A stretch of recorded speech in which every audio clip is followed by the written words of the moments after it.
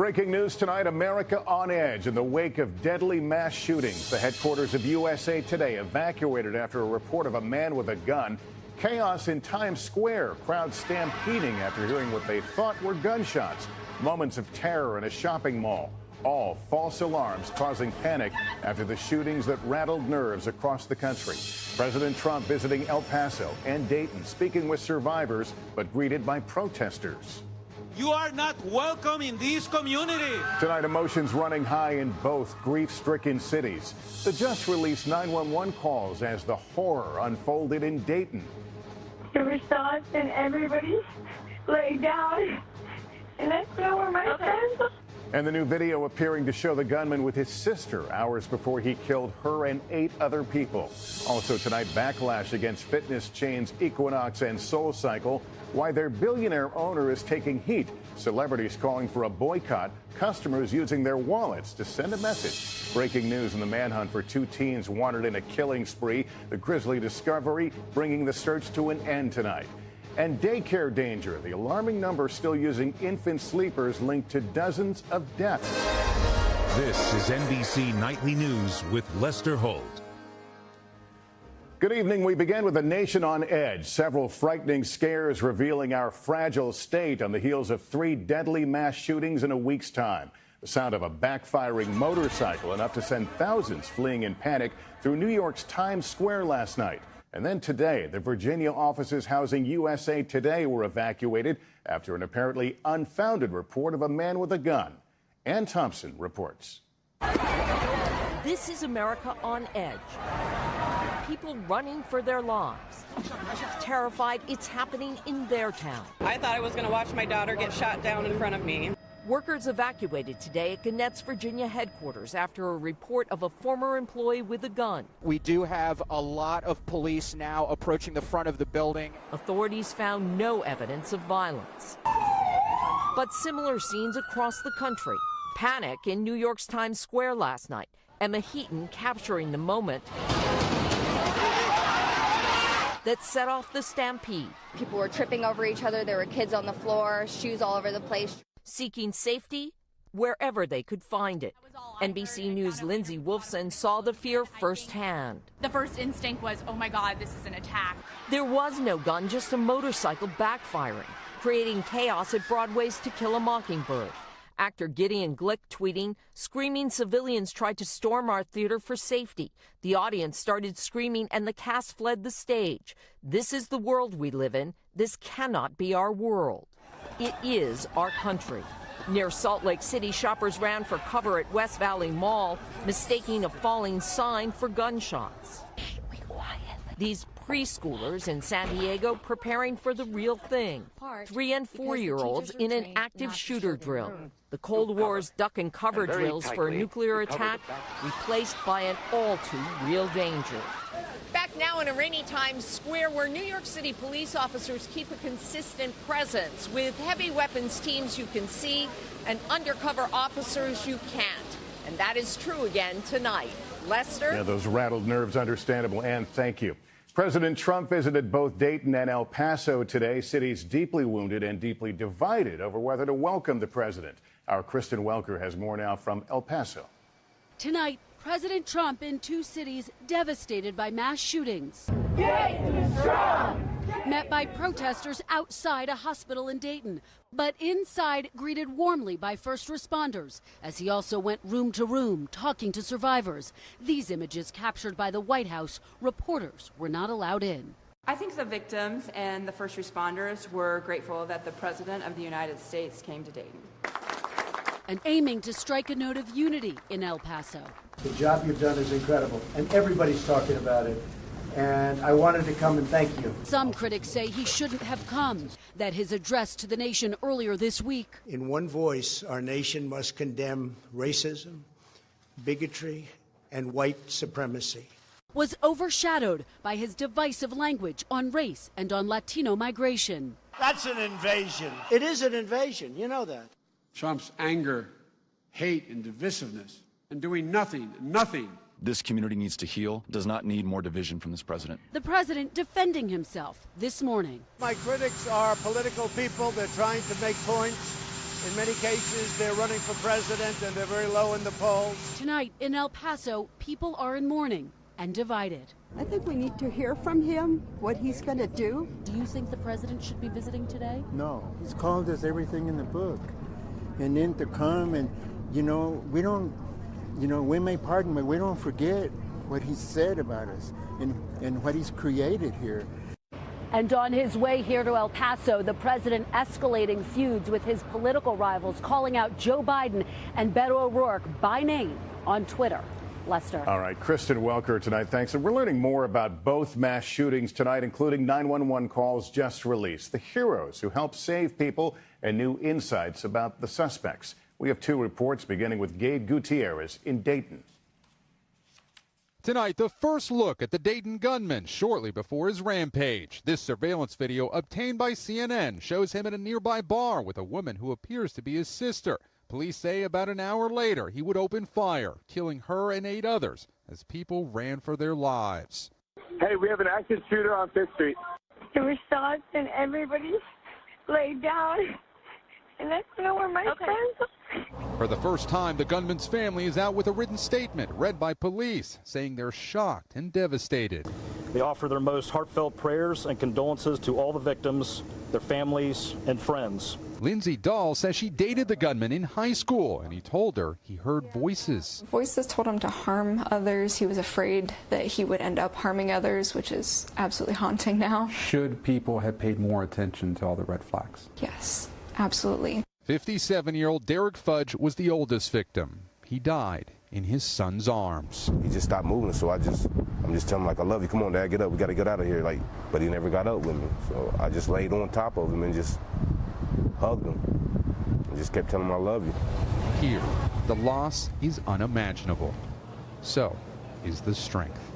Gabe Gutierrez, NBC News, Dayton, Ohio. I'm Miguel Almaguer in El Paso. Tonight, for a community grieving, the Walmart parking lot is a symbol of both heartbreak and hope. 22 lives were lost here, but many more were saved.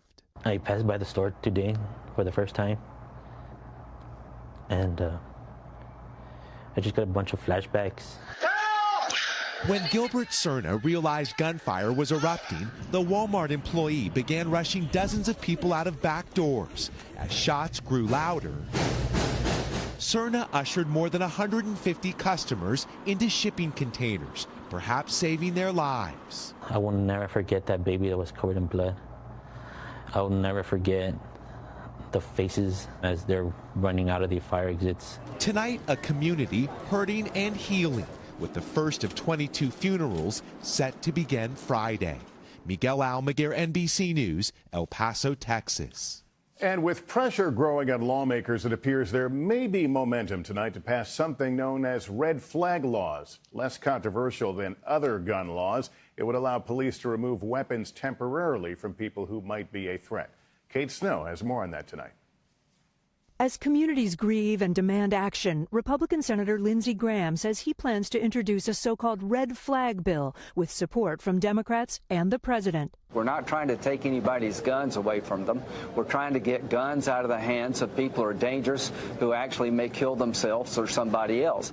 Red flag laws already exist in 17 states. They allow someone to seek an extreme risk protection order that enables police to temporarily seize weapons from a person who's a danger to themselves or others. Are there any firearms in this house? In Indiana, all these guns were confiscated in a 4-month period. My son lives with paranoid schizophrenia, and when he is not on his medication, he becomes incredibly aggressive and violent. Darlene Patrick lives in Maine, where the state voted against a measure last year. Her son is doing well right now, but twice she's had to figure out how to keep weapons out of his home. If you had a way to call the police and make sure your son didn't have a firearm, what would that do for you?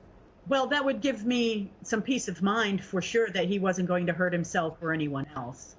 It would also instill a lot of anxiety on what was going to happen to him afterwards. The NRA does not outright oppose red flag laws, but wants due process protections, which is what concerns Weld County, Colorado Sheriff Steve Reams. They don't have a chance to defend themselves. They don't have a chance to plead their case.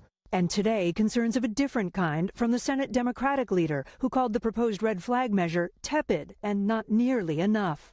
So, Kate, is there any evidence these red flag laws work to reduce the number of shootings? So early studies suggest that seizing guns can reduce suicides, but when it comes to homicides and mass shootings, the evidence is less clear so far. But advocates of stronger gun laws, Lester, say they do favor these because they think it does reduce death. All right, Kate, thanks very much.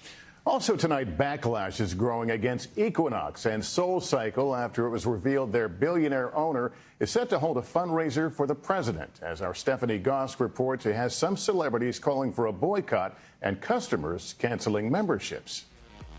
High-end fitness brand Equinox gyms got their members' heart rates racing in an entirely different way today. Criticism and threats to boycott the gym and its spinning studio SoulCycle came flooding in after word broke that the corporation's owner, billionaire Stephen Ross, is holding a lavish fundraiser for President Trump later this week. Talk show host Andy Cohen raged outside a gym. So Equinox and SoulCycle are giving our money to the Trump campaign. But later added he was keeping his membership. It's everybody's right to give money to whatever candidate they want. Equinox says neither Equinox nor SoulCycle have anything to do with the event and do not support it. In a statement, Ross writes, "I have always been an active participant in the democratic process. I've known Donald Trump for 40 years, and while we agree on some issues, we strongly disagree on many others." It's the latest example of people using their wallets as political hammers. Some recently boycotted Nike for removing a line of shoes with the Betsy Ross flag. And multiple studios have threatened to pull billions of dollars in business from Georgia over that state's restrictive abortion laws. But today was different. Anger igniting not over an issue, but over financial support for an election campaign, raising the stakes in an already charged political climate. Stephanie Gosk, NBC News, New York. Also breaking tonight, they're calling it the largest immigration raid in more than a decade. ICE agents making 680 arrests at 7 food processing plants in Mississippi. 600 agents carried out the sweeping raids in small towns around Jackson, where Latino immigrants make up much of the workforce. Tonight, the international manhunt we've been following for 2 teens suspected in a killing spree has come to an end. NBC's Ron Mott has late details for us. For 3 weeks, 2 suspected teenage killers evaded capture, despite multiple sightings, including surveillance video. Today, a break in the case. Authorities announced the discovery of 2 bodies in northern Manitoba, believed to be 18-year-old Briar Schmigelski and 19-year-old Cam McLeod. I'm confident that it is them, but to identify them officially and to be sure, we have to go to autopsy. The teens were on the run after the deaths of 3 people, including American China Deese and her Australian boyfriend Lucas Fowler. Both were shot to death, their bodies found July 15th. Days later, another murder. Leonard Dick, a university lecturer, found dead near a burned pickup truck the teens had been driving. It's huge to be able to hopefully give some people an opportunity to exhale and not being afraid of who's out in the woods anymore. A killing spree apparently ending in the dense woods of the Canadian wilderness, far from where it began. Ron Mott, NBC News. It is a dangerous night ahead for over 50 million people. Late today, a tornado touching down in northern New Jersey as severe storms take aim from North Carolina to New Hampshire. Al Roker is here. Al, where are the threats headed? Well, right now, Lester, we're watching the radar. We've got severe thunderstorms back through the Great Lakes, the Central Plains, and here in the east, major problems. High water rescues going on right now in Philadelphia. 22 states, 60 million people from the Great Lakes, Central Plains, Mid-Atlantic states on into the Northeast. Damaging winds, really heavy rain, and isolated tornadoes possible. Rainfall amounts 2 to 3 inches from the Delmarva Peninsula all the way into New England. We've got airport delays, Boston, New York, D.C., Pittsburgh, and Buffalo. 4,400 delays and cancellations, Lester, and that number is just going to keep up as we move into tonight. Lester? All right, Al, thank you. Tonight, one of America's biggest Olympic stars is blasting USA Gymnastics. 4-time gold medalist Simone Biles at a training session in Kansas City today tearfully accused the organization of not doing enough to stop former team Dr. Larry Nassar from sexually abusing them. It's hard coming here for an organization and having had them failed us so many times. and we had won gold. We've done everything that they asked us for, even when we didn't want to, and they couldn't do one damn job. You had one job. You literally had one job, and you couldn't protect us. Miles and over 300 athletes have accused Nasser of abuse. He's now serving a prison sentence of up to 175 years. In a statement, USA Gymnastics says it has, quote, made a lot of progress in strengthening our athletes' safety measures and putting our athletes first, but we know we have more to do. And the FBI is appealing for help from the public tonight after a brazen armored car heist in Philadelphia. Surveillance video shows two robbers holding up a guard making an ATM delivery and grabbing bags of cash. One seen jumping into the getaway car as guards fire at him. We've got a lot more still ahead as we continue tonight. Why are so many daycare centers still using dangerous infant sleepers months after they were recalled? The new report every family should see. Also, justice for all and freedom after half her life in prison for a woman whose murder conviction many thought was an injustice. Stay with us. We're back now with alarming news for parents with infants. Consumer advocates have found there are still child care businesses using recalled sleepers that were linked to dozens of deaths. More on that from NBC's Kristen Dahlgren. Adam Garber was shocked when he learned his son's daycare was still using the Rock and Play sleeper. After it had been recalled. Yeah, 2 months after the recall, it was still there in the infant room. The teacher told him she had no idea 4.7 million of the sleepers were pulled from the market in April after being linked to more than 30 deaths. The daycare immediately stopped using it. But Garber, the consumer watchdog for the U.S. Public Interest Research Group, began investigating if this was an isolated incident. Looking at daycares across 3 states, the group discovered 1 in 10 child care centers was still using Fisher-Price or Kids 2 sleepers, many saying they were unaware of the recalls. They were honestly shocked, confused, and concerned, and they wanted to keep those kids safe. Advocates say when a product is recalled, people typically find out through the media, adding it's often up to consumers to sign up for alerts and register their products with the manufacturer. These companies have amazing direct marketing programs, and they directly target us. We see the social media ads, the Twitter ads, the online ads. So can't they use it to warn me about the danger in my home? The CPSC encourages everyone to sign up for alerts and says it notifies state agencies that license child care providers about recalls. Fisher-Price and Kids 2 say safety is the priority, and both companies tell NBC News they notified consumers on multiple platforms to inform them about the recent recall, as well as alerting retailers. Kids 2 adding its products were designed and marketed for single-family use only. Still, today's findings sparking fears that nationwide there could be more babies at risk and their caregivers unaware. Kristen Dahlgren, NBC News, New York. And in a moment, her murder case led to national outrage. Now she is free after spending half her life in prison. Back now with our series Justice for All and the extraordinary second chance for a Tennessee woman who is serving life in prison, released today to start her life again. Our Ron Allen has details.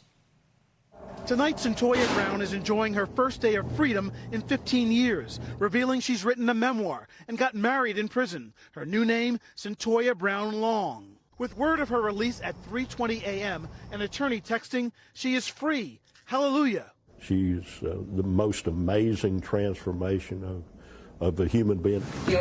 She's now 31, sentenced to life for murder at age 16. Prosecutors say she shot a man she was trying to rob, but her attorneys argued she'd been forced into prostitution and killed in self-defense. The case inspired a documentary and ignited national outrage. Hashtag Free Centoya Brown.